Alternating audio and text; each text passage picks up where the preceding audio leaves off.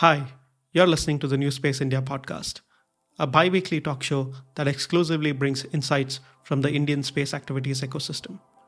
I'm your host, Narayan, the co founder of India's first space focused think tank, Spaceport Sarabhai. Guests on the NewSpace India podcast help you understand space activities related macro and micro trends within India in all aspects, including space history, local industry, space science, technology evolution, law and policy, art, and more. The NewSpace India podcast is supported by Dassault Systèmes, a global leader in providing businesses and people with collaborative virtual environments to enable sustainable innovations. Dassault Systèmes solutions support startups, small and medium scale enterprises, and original equipment manufacturers in developing disruptive solutions for space launchers and satellites. Hi, and welcome to yet another episode of the NewSpace India podcast. Today we have here Kiran, who is one of the co-founders of Kepler Aerospace. Kepler has been one of the more interesting startups that I met in the recent past and have been following with all their progress with technical work and also the winning of the IDEX challenges. So Kiran, thank you so much for taking the time to speaking with me. I'm very interested to learn about how Kepler has evolved in the years that has, and then how you see the company moving forward in the years to come. Right. Thank you so much for having me, NP. It's always a pleasure talking to you. I always learn something whenever I meet you at all these conferences and so on. So it's a pleasure talking to you again. So awesome. Let's talk about our company. So shall we start with where we started as Kepler? So we actually started in 2018. That would be my first question to you. Right. So we started somewhere at the end of 2018. Almost 2019 is when we started. And we started because I was just finishing my master's at TU Delft, and my tech co-founder, Sujay Narayana, was my senior. He was finishing his PhD at TU Delft at the same time. And the other co-founder, Navneet, was at that time in ISRO, and he was the systems engineer on the INS series of satellites. He was working on that at ISRO, and I had to come to ISRO because I was part of the Lunar Zebra team, and then some of the testing, etc., was planned at ISRO. And similarly, Sujay was also there because he also had some testing to do at ISRO facilities for some of his space positioning systems and other things that he was developing as part of his thesis and so on. So when we were all working together in ISRO and having a laugh after work and so on, that's when we kind of identified this opportunity that the hardware side, the avionics side, the upstream side on the satellite thing is basically only done at ISRO. And we could almost already see that the writing is on the wall that the future is going to expand into the private sector, which is where we thought there's an opportunity. And even in that, we thought that ISR, intelligence, surveillance, and reconnaissance, it's basically almost sort of very small or not really very big or very widely understood. And we thought that we really understood that subject. So that's where we got into this. And that's how we started. We've been very lucky because we originally decided that, look, we're going to reach some level before we start bringing in outside investors or something. So we decided to be bootstrapped.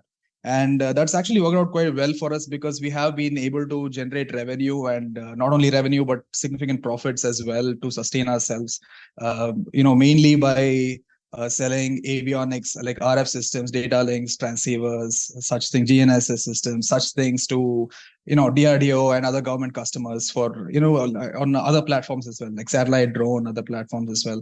So that's how we have come so far. And then we were also part of this whole this space policy thing, which started around 2020, I think is when the basic idea of doing that started, which is when also at around the same time as I think when the idea of IDEX also started, approximately around that same time. And that's what we were kind of targeting. And now I think 2 of our IDEX wins has been announced. Both are IDEX Prime, so that's 10 crores each in grants in the IDEX in defense space. And I think there's a couple more in the pipeline. So let's talk about that once it's announced. But yeah, that's been our journey so far. And right now, I think we are pretty decently positioned to build the entire tech stack around the ISR, intelligence, surveillance, reconnaissance, the entire tech stack, starting from the upstream part of the satellites, as well as the ground station side, as well as the the data processing side. So that's where we want to integrate and create our value. That's great. So that's a terrific introduction and about the team and how it came together and so on. So, this is a sector where, as you said, raising capital is difficult. You need a lot of capital to begin and so on.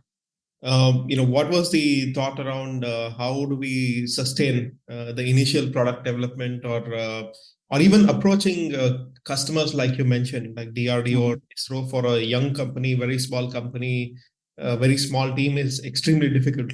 How were you able to navigate both of them? So basically, everything that you can do without money is strategy, right? So our strategy has basically been multifold. One thing is with respect to access to customers as well as the infrastructure required and so on. We decided to work via partnerships.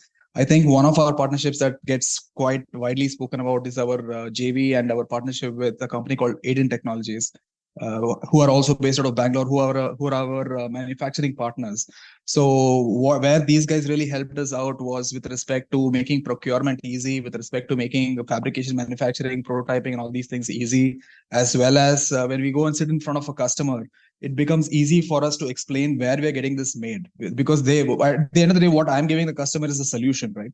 So, but they can't buy a solution or an idea or a design. They have to buy a product. So when they ask you where you're going to make it, luckily our strategic partnerships helped us out there. And another thing that we identified with respect to building infrastructure, with respect to production or fabrication, is that there is so much excess capacity left in the market. And there's multiple reasons for this. Mainly, the reason is historic ISRO procurement policy, where you have to show an infrastructure for you to get an order for providing a manufacturing service or whatever, right? So all of these, so there's so many people around the Bangalore, Hyderabad, Chennai, and even Ahmedabad regions where they've built up this huge capacity, which is sort of not completely utilized. So these people were very happy to allow us to utilize their excess capacity. So this has been a part of the strategy. And the other thing is that, let's say we are talking about, say, communication systems, right? Like RF, say, transceivers or data links or something. So these, again, we are doing the R&D, we're building the product for our own satellite and for the space stack itself. But the point is that these designs are kind of modular and adaptable to other platforms such as drones. It's not, I mean, if you really think about it, if you're building something space grade, mil grade is actually one grade sort of below. I mean, to say like with respect to the qualification requirements and so on, the only difference at the end is going to be on the testing side and the certifications and things like that, right? So that's where we kind of utilize this opportunity that there's excess capacity in the market, there is demand, there is unfulfilled demand from the customer side, because there was even now there's actually not that many people who are doing core product development and delivering a product to any of these government agencies. There's more service delivered than product, and the product design value chain is mostly retained within these government organizations, generally speaking. So this is again something that we saw as an opportunity, and that's where things really worked for us. And what the result of this has been a significant subsidization of the total R&D cost. So that's where we really took advantage of that. And I think there is a logical step where you have to reach before you raise capital, because I mean, there's been many, I think there's only maybe 2 or 3 people I can think of who has raised a logical amount of capital, right? Like I would say the 2-3 people who raised the biggest amount of capital are the only people who have raised this amount of capital that is logical towards the goal that they're trying to get to. Like you can't do any of the things that any of these people are talking about within $1-2 million or even $5 million or something. Those numbers just like, it doesn't even give you an edge over anybody. Like even the guy with his hands empty probably has the same chance as you if you only have $1-2 million to do something in space, especially upstream, right? So we are waiting up. So there's something that I keep saying to people, which is that if you want to, there's a logical amount of entry barrier in terms of capital in every industry. So for example, if you want to be in the oil drilling business, right, you need 100 to at least $250 million just to start on a very small niche artisanal level. So similarly in space also, there's a bare minimum amount of capital that you need to be able to raise to if you want to get to some level. So that's, I think, something that's important to keep in mind. So even when we do choose to raise capital, it will be of a quantum that we feel is logical towards our goals. Right. And no, that is also an interesting segue to how to really open doors within institutions like ISRO and DRDO. Right. Given that probably Navneet had some background being from an institution like ISRO, probably helps to a large extent, as I can imagine. But for any other young company that is starting out to this end, there was always those doors are open to conversations often, but may not be open to contracts. Right. The difference between like conversations and contracts for sure, and which is actually a very significant difference between going from conversations to contracts. So what is the journey that you guys took from conversations to contracts when it comes to these kinds of institutions, and what was the timeline like, and was it aggressive enough for you, and so on? No, that's you brought up a very good question. It's definitely a frustrating timeline. There's no doubt about that, because there's several rounds of meetings, several rounds of conversations. And I don't know how many young startups are going to have the patience to sit through that. We kind of had the patience because all three of us have a background from these organizations like Salesforce and so on. So we knew very well how long each of these things take. So we kind of had that patience. But definitely it is a long drawn out process. And I think you need to be creative in how you're solving the problem for the customer, because at the end of the day, look, you're not going to be able to convince him to change his procurement rules. I mean, it's not even in his hands, to be frank, right? It's not even, those rules are very broadly like it's come from a consensus of many different organizations and so on, right? So you're not going to be able to change procurement rules. You're only going to be able to figure out a way in which you're going to be able to fit into that, which is, for example, how we did with Aiden, where we come in and they're already been a manufacturing service provider for all these organizations for, I think, around 15 years or so now. So when we come along with them and say that we're going to use their manufacturing expertise for the implementation part, and what I am providing to you, I'm going to explain the entire value of that, which is basically the design and the idea and the solution and things like that. Those things can be communicated, and those things can be appreciated by the customer, that, oh, I see, okay, this design is this good, and that's why I want this. But with respect to how do I buy this, when you bring somebody who can with a history in this as your partner, I think that's the most logical and simplest way of entry, I would say, for most startups. I think that's the approach that should be taken. I think even across the ecosystem, especially in space, I would say there's I think most people in this industry are very open to collaboration, especially because it's small and it's not that highly competitive. It's not a super mature market. Like, it's not like, say, cement business or something, right? So it's not super well developed market. So most people are very open to collaboration. So I think just speaking to more people in the ecosystem will give you all of those ideas and all of those pathways for you to get a proper entry. Right. And in fact, the thing that you mentioned actually also goes in parallel with the same thought process with another company that I know, which is in Hyderabad, which is XT-Links. Right. In fact, they probably have taken a very similar approach as you have, right, by partnering with Anant Technologies. Correct. In the very same way, right? So I think, that may be a model that not many people have exploited. Yeah. And it makes sense because from what you're saying, because you are thinking from a bootstrap perspective. Yeah. Therefore, you're looking at these kinds of partnerships as strategic, because often the thinking comes from if the capital has been called or raised at the very early stage without much of product development or without much of product traction with the customer, then investors want to own as much as possible. They want to also own the facility. They want to own, equipment, everything possible to a large extent. And they probably don't appreciate these kinds of partnerships at that level, because they see that as more of a constraint working with somebody else, rather than considering the spend on the infrastructure itself as part of the capital burn that goes to developing the IP or so on. So I think that's the more the difference between what you are doing or what XT-Links is doing to other companies.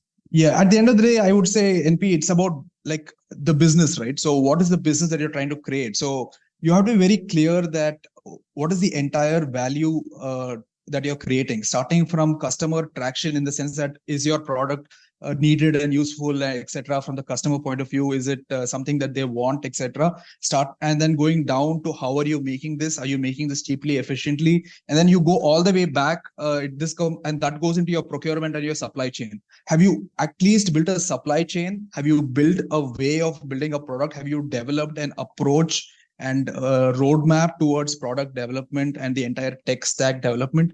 What is the tech stack? What are the choices you've made in your tech stack where you're creating value? Like if I randomly create, let's say, a transceiver and a completely unconnected thing, like say, something completely off, which doesn't add any kind of synergy, it doesn't add towards any vertical of a particular use cases value chain. In our case is ISR, in intelligence, surveillance, reconnaissance, right? So we are building the entire value, all the products along the value chain of this, and that is our approach. And in terms of, and so I don't think money can buy you this. Even if you raise a lot of money, I don't think this can be purchased. I think this has more to do with the trust and credibility that we have established in the ecosystem and in the market and in the customers' minds and across all the, all the players. The trust and credibility that you have created in your approach, I think that's what creates this kind of value. And also your understanding and your team's knowledge of the use case as well as the entire supply chain is what creates this value. I think creating the value is the focus rather than whether something can be solved with funding or not, or whether something can be solved in some other way or not. I think that it's very crucial that you think from a business perspective, where you start from what is your supply chain, what are your problems with that, what is your manufacturing challenges, what are the constraints with respect to that, how are you meeting certifications, how are you meeting testing standards, and then how you de-risking it all the way into getting it in space, etc. And then how are the customers finally using your data, and how does it come via, say, a ground station is, like in the entire chain, the ground station is the main security challenge, right? And that communication link is the main security, weakest link in the security, right? So how are you handling those things? So when you're able to create this value, I think that's what builds businesses more than how much do you say burn or something. I would say that's where at least our focus is. Maybe I'm old school that way. Maybe I got ruined by doing other businesses in the past. No, I mean, at the end of the day, it's just what works for you. Yeah, right? It's a question of being comfortable with either raising investment capital, and maybe if you get the timing wrong, then the company doesn't survive, or you take a different approach. It's just a approach and the comfort zone that people can be in, and at the end of the day, the market rules the outcomes. Correct. So it's just a question of what really then works best at that point of time, in the product or the service at the end, right? So very true, right? So, and when you talk about IDEX, for example, it's been something that we've been pushing for a long time. That this kind of challenge-based model, as well as opening up the ability for the industry to develop products on its own, comes to become an opportunity for young companies to do something. Obviously, there is going to be challenges and gaps in that system, but at least the opportunity is now exists to a large extent to contribute to that. How has been your experience of applying to these grants, and now that you've won a couple of them, what are the types of products you'll be developing through these challenges? So we won two challenges, mainly for swarm satellites, and also for the ADCS systems for the said satellites. So we are building ADCS systems as well as the entire satellite itself. So the project is to deliver several satellites that's going to be working on, again, ISR specifically. Three different types of remote sensing solutions are going to be on this swarm. So it's a data fusion sort of approach. That's what we're going to be working on. And I think, like you said, the IDEX challenges has been very heartening to see, I would say, because it gives two very crucial things. One is it gives you an understanding and something very concrete and in writing, as this is what the customer wants. This is something that we want, is very clearly stated. That's one very good thing. The other good thing is that this subsidizes costs of technology development. So these are the main takeaways from this. And it's also quite good to see that the organizations involved are themselves pretty aggressive in terms of timelines and to follow up and push it and so on. I mean, I think there are always things to complain about, but I think it's important to focus on how big a step this is compared to where we were, say, 5 years ago or even 3 years ago. I think it's a big step, and I think this gives us a lot of credibility in terms of our product market fit also. So that is something that we are always very happy to get a very clear signal from the market. And this is, I think, one such signal. So what is your current strategy in realizing these products? Because I believe that IDEX also has a matching amount of money that you need to bring to the table. Yeah. I think we had a brief conversation in Delhi about Yes. how you could do this or so on. So Yes. obviously, I think this also remains a question to other startups who are in that domain and so on. So what would be your let's say recommendation based on your experience, obviously, but also to the other companies who are probably in the future will compete in these? Right. I would say that I think the reason that this problem has not come up before is because the previous IDEX, the quantum of fund was very small. It was, I think, limited to 1.5 crores. And even in that, I think most of the actual awards was not of the full amount, but it was only a part. I think most of them were like 30 lakhs, 50 lakhs type of money, for which the matching contribution was a small number. But in our case, say, for example, because both are primes, even though 20 crores is coming from the IDEX side, there's a 20 crores minimum matching contribution, but naturally this project is going to be larger than that. So I would say that we are basically, like I said, this is indicative of two things. This is just a grant towards the subsidy of a technology development. So what would have otherwise anyway cost you, say, 40-50 crores, now it costs you only 30 crores because 20 crores comes from the actual end user itself. So I think that's how we should be looking at this. And to the other startups also, I think that this understanding of whether the IDEX route works or not is something that multiple people come to the table and decide, right? Which is, one thing is the investors who are coming and participating in this route. One thing is the IDEX DIO, that organization itself, as to how they want to handle this.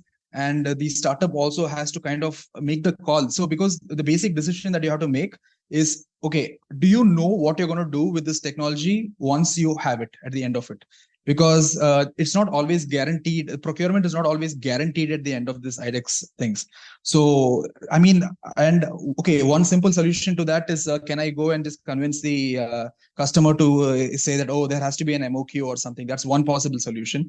I don't know to what extent that is acceptable because of, because it involves procurement and money and so on, right? So that's one thing. And the other thing is that the other way of looking at it is that you look at it as a straight subsidy towards a technology development, and you already have your own plan as to how you're going to use it at the end. So I think these are the two ways of looking at things. And then I think from one thing that has to become clear is that the ownership of the technology has to remain with the company. I think that there's no negotiation on that part. I think that's quite, obvious. And I think that is something that you have to put your foot down about. So one of the other tracks that we keep thinking about is IDEX is still not a complete service that you can provide to a customer, because it's still a half-baked solution to a full problem. Because at the end of the day, there is the full solution is when you address the entirety of a problem. Like, for example, if you take an ISR problem or even other problems, then there is the question of what do the stakeholder on the ground needs to do when it has to be actionable to a large extent. And providing a satellite is still half the solution, and it's more about connecting that to the requirements of the end user and in being able to take action directly on it. And one way to do that is probably to provide end-to-end service contracts. Where you can own the whole thing, and you can basically have an architecture where responsiveness is more or less the key factor in which the whole solution is architected. For example, giving out data in half an hour for somebody to then act on it, actionable intelligence in half an hour for somebody to act. So on. How far are we from your conversations with a lot of the stakeholders in realizing such contracts in the industry? From a contract perspective, I think I'll come to that. But I think you brought up a very good point, which is that what the end user of the data is expecting versus what are his priorities is a completely different language than the language that is spoken by the people who are thinking about owning the satellite itself in space and then simply delivering it that to another end user. So the language spoken by these two people and their priorities are just it's just completely different. And if you want to be able to be bilingual, so to speak, and speak both people's languages, I think that's like how you pointed out. A consolidated contract is, I think, a great idea and a great way to go forward about this. And this is actually one of the what you said is actually exactly what our thinking is as well, which is why we want to integrate that stack across upstream and downstream in this particular vertical. That's the reason that we are doing this as well, where we want to be that bilingual people who are able to understand the priorities of both these sets of people and deliver a service and a product to both these groups of people. So I think going forward, what you suggested, which is the combined approach, I think will become more and more acceptable. The trick only comes because these are two different procurement agencies. So how do you do that becomes a little bit tricky, but I think that's a solvable problem because there are already existing mechanisms as to how this is done, right? So there is a flow of data from different organizations, whether it's say whatever NTRO, DIPAC, DSA, whoever it is. There's already an established way in which data flows between the user versus satellites that's already in orbit, which is previously developed by ISRO and so on, right? So I would say that because there is some history of this concept, I would say that it is going to be the future, in the sense that I think that's how procurement is going to happen. It's only a matter of time that that level of conviction comes to the customer and all the players involved, that happens. I think it's only a matter of a little bit more of education, and that's it. I think that's the way forward.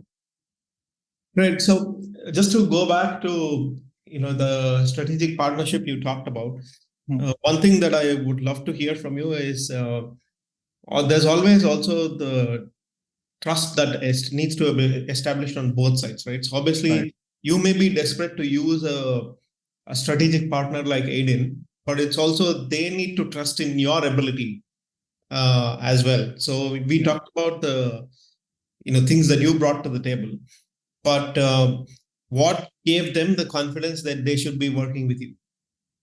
Yeah, so again, it's a two-way thing, right? It's like any other transaction. So it's all about, at the end of the day, it's about whether your interests are aligned or not aligned, right? That's basically what it always comes to, and whether your skill sets are complementary or not. That's the other point. So in our case, our skill sets were clearly complementary in the sense that we were very good at coming up rapidly with solutions to problems and coming up with designs. And on the design side of things is where we really had a focus on.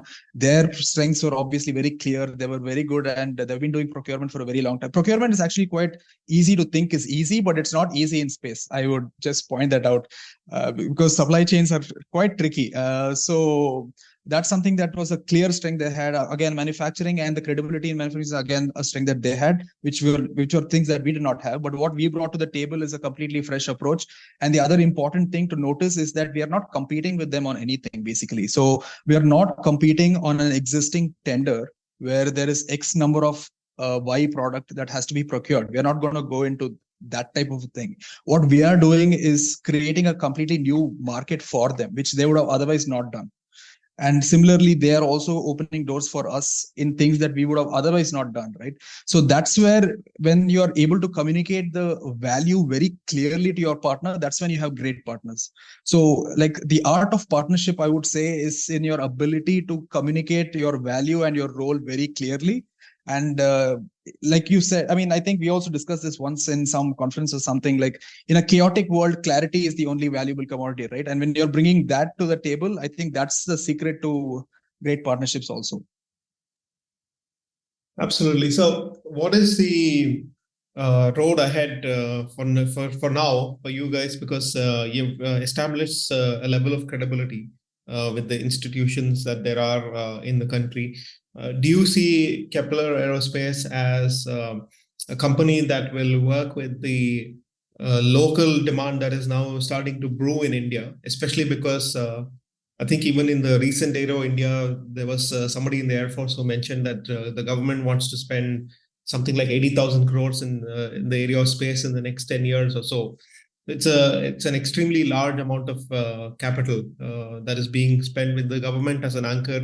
And honestly, I think that is what has worked in most other countries as well.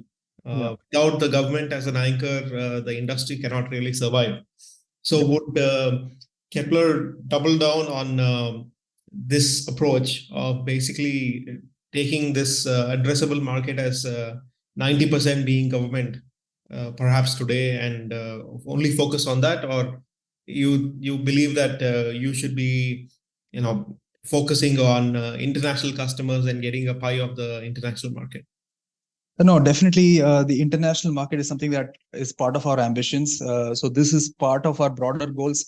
However, if you ask for what is in the short term to middle term, what is our focus, I would say that is double down and go all the way deep into where we are in the direction that we're heading right now, because we cracked down at least 3-4 barriers so far. I think there's only 2-3 more to break. And I think that's something that we are going to go through with all this IDEX things and all the make one that's happening. I think we are quite well positioned. I would say that we are quite I would go to the extent of saying we are kind of favorites for some of the make one projects as well. So I would say that once these things happen, I think that itself is quite significant. And like you mentioned, the government capex is where this is going to start, boss. I think that is pretty much a given in a way, and it's something that has to happen. And I think that India is one of the places that it's definitely has to happen, especially because of our lag compared to the other spacefaring powers. I would say that our space assets I would say we are kind of lagging, and therefore that obviously warrants a huge capex. I think that is the first thing that is going to happen. If you ask what does the industry look like, right? So what are the things that are going to happen sequentially in the industry? One thing is we lack in the volume of launches that we're able to do per year compared to anybody else. Let's say you compare yourself to any other, say, country or something, you're lagging in that. So that is going to come up in a big way. I think that I'm bullish about that also, because I think a couple of startups are going to crack this problem very soon. Within a year's time, I think a couple of startups are going to have their own launch capacity. Other than this, more importantly, the PSLV productionization and involvement of private sector like L&T and HAL in that space, as well as the SSLV coming up. And then I think now there are at least 5-6 old school industries that are now properly into launch vehicles, right? So I think that is something that's the launch capacity buildup is something that's going to happen quite quickly. I think parallelly, the demand for remote sensing data is going to expand, and the driving force for this is the fact that a huge number of downstream companies, if you think about all the companies in India which are distributing data of, say, Airbus or Plant Labs or Maxar or so on, with some kind of value addition, or they're doing data trading, I think they've already created the demand and understanding of remote sensing data across multiple different kinds of users. I think you've already seen even city municipalities buying satellite data and having a good understanding of how to use it and so on at this stage, right? Via all these companies that is distributing other players' data. I think that capex expansion is also something that's going to play out. So there's going to be a bunch of companies who are going to pick a piece of that pie, and then following that, I think you're going to see what you're seeing in say Europe, which is consolidation, which is big fish eating small fish, where a bunch of companies have to necessarily merge or acquire other companies in order to maintain scale and also to build value along the supply chain. I think that's the roadmap overall for the industry, and then for us also, I think we're going to just keep being a little bit early to the table each time, and then eventually people are going to say, "Oh, you guys were right." So I think that's I think the road forward. Right, and out of the all the things that you actually faced in the last few years, what were, I would say, the most interesting challenges that you would say that you cracked? I mean, it'll be because every company at these stages have some things that they can point to, saying that right. This is actually what really made the thing work over the other. There's some of these checkpoints, right, where basically if that failed, probably the trust in the team or the drive to actually go forward would collapse in young companies. So is there something that you can point to there? I think cracking the fundamental business challenges is where the focus should be. And when I say that, I mean to say things like cracking supply chain. How are you doing? See, I'll tell you one thing in space, right? So let's say you take the Indian market. on the buying side. So between the customer and the guys who are making, say, satellites, for example, that's purely a buyer's market, because there's a very few customers, and there is like, I think 200 odd, 300 odd, whatever startups, in addition to the old school companies that already exist. That's a buyer's market. But on the other side, on your input side, there's very few component suppliers in the world, maybe 1, 2, 3 for each component that you pick. Maybe there's 1, 2, 3 suppliers maximum, right? So on this side, it's a seller's market. So you're already facing a margin pressure because of this. So identifying that, first of all, you have a margin pressure because on one side, on the sell side, you're in a buyer's market, and on the buy side, you're in a seller's market, right? So identifying that this is a challenge and this is a margin pressure, and being able to crack on the supply chain side by having some kind of diversifications, or by creating your own suppliers, or by integrating into very old school distribution channels, such as what we did with Aiden, etc. So cracking things like this, I think, is what is going to be very satisfying, and also is going to create sustainable value in the company. So that is one example. Other than this, with respect to I would say the customer side is actually the easier side, because it's very easy to communicate the value of the solution that you're providing, because you're solving a problem for them, right? So let's say you're giving a transceiver for X application. So you're communicating very clearly as to why you're better than somebody else at something. Say, for example, one of the transceivers that's on a drone platform of DRDO that we supplied, it's been in service now for 2 years. The reason that we got into that is because originally there was an American company supplying that particular transceiver. However, that company went bankrupt, and that the availability of that transceiver stopped. And therefore, we went and made a form, fit, and function replacement and a better product at a very reasonable price. And that's how we cracked that. So cracking things along the basically the business operations side, I think that's what is going to be really satisfying, even more so than creating, let's say, some kind of validation because of an event or something. Even more so than that, cracking fundamental business problems, I think, is what is going to give you most amount of conviction in your own business. Because like you said, right, you have to be the first person that has to be convinced that what you're doing makes sense. So the way that you convince yourself that what you're doing makes sense is by cracking your basic business problems. And that's where I think our focus has always been. And I think going forward also, our focus is going to remain on that. So is there enough space in the current market scenario for any type of new companies, or is the market oversaturated in your perspective? Because I think we've seen a wave of many companies come up. And there's also obviously other young companies who've also won some of these IDEX challenges.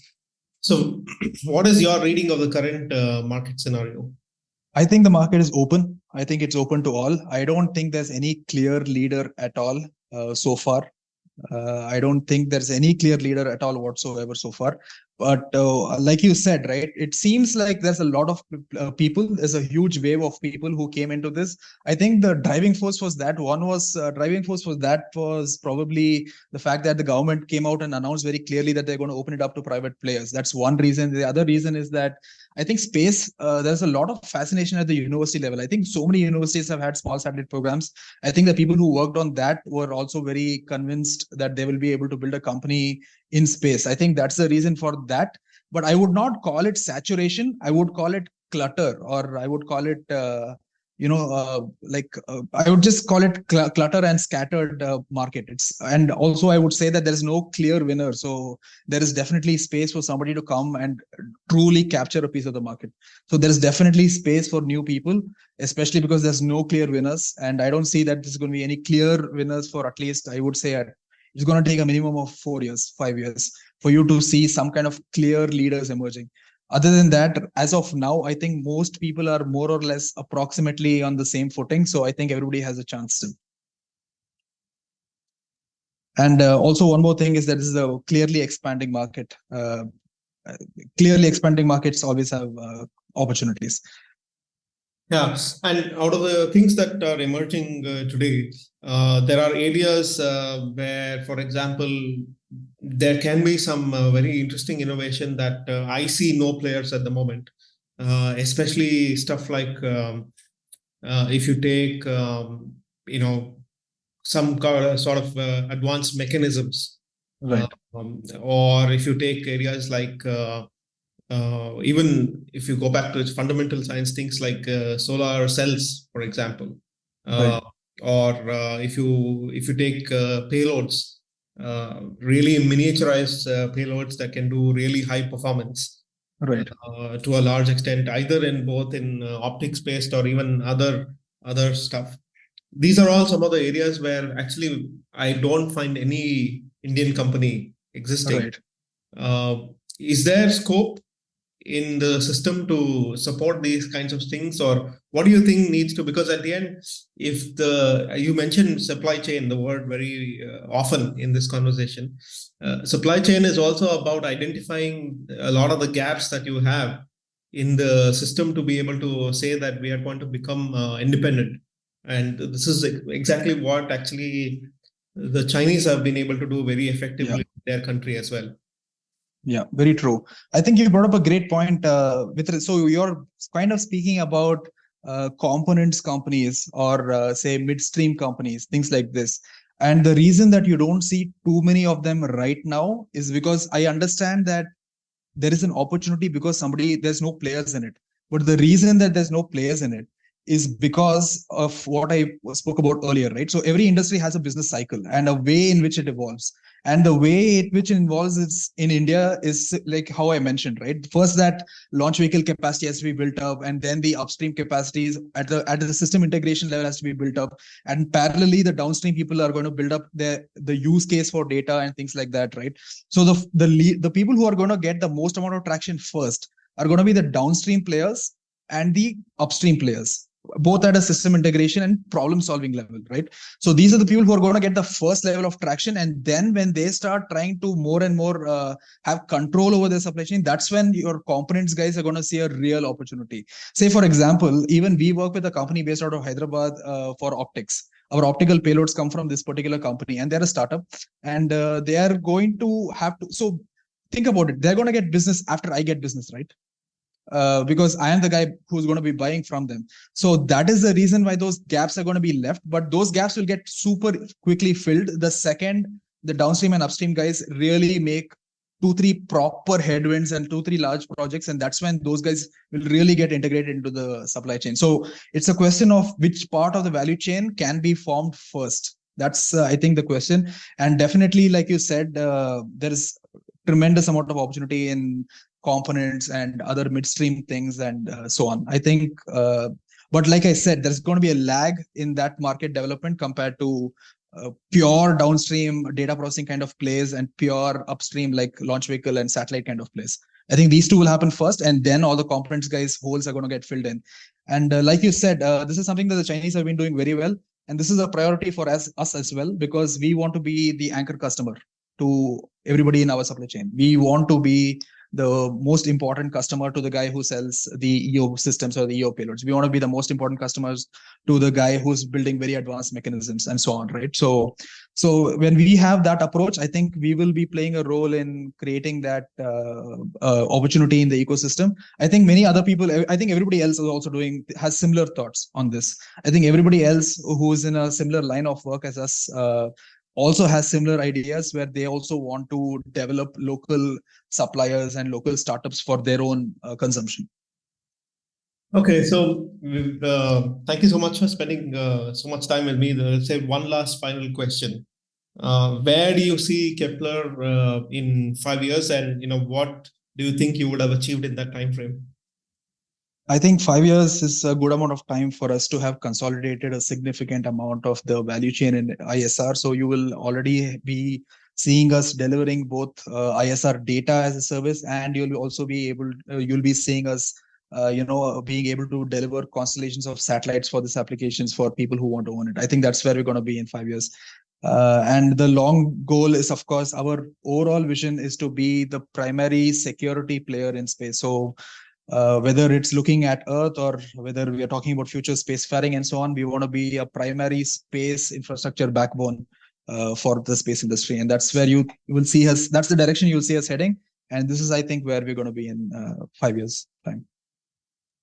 So, Kiran, thank you so much for taking time to speak with me. Good luck with everything. And obviously, if you need any sort of help that I can obviously do, I'm always open to supporting all of the companies, especially that is brewing in India. Good luck with everything. I think it's a crazy amount of progress that you guys have done, given Corona, given other things that have happened in the process. So good luck with everything in the future. Thank you so much. And you're always the first person I ask for anything. So always awesome talking to you, NP. Thank you for listening in to this episode of the NewSpace India podcast. If you enjoyed this conversation, please share this episode with anyone you believe will enjoy listening to it. You'll be able to find the NewSpace India podcast in any of the podcasting platforms that you may be using, including Apple, Google, Spotify, YouTube, and others. Do subscribe to the podcast in case you want to receive new episodes automatically. I'm grateful if you're able to leave a rating for the podcast, which will help others discover it. Thank you for listening in again, and the next episode will be out in the next 2 weeks as usual.